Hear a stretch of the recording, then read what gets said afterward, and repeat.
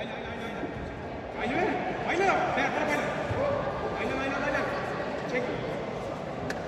Biraz. Şunu tutup al. Mesela şöyle. Bunu tut. Evet. Ayağı kaç. Oturtun da.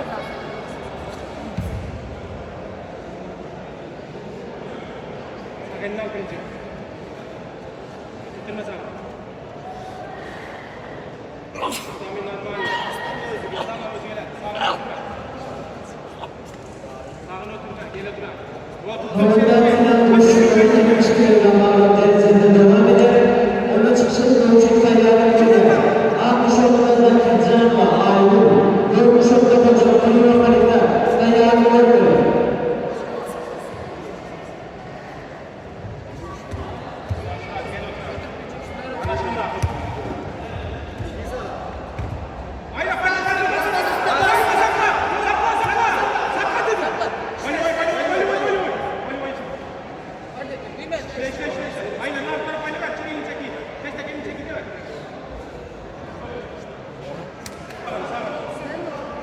Oturma şu sağında.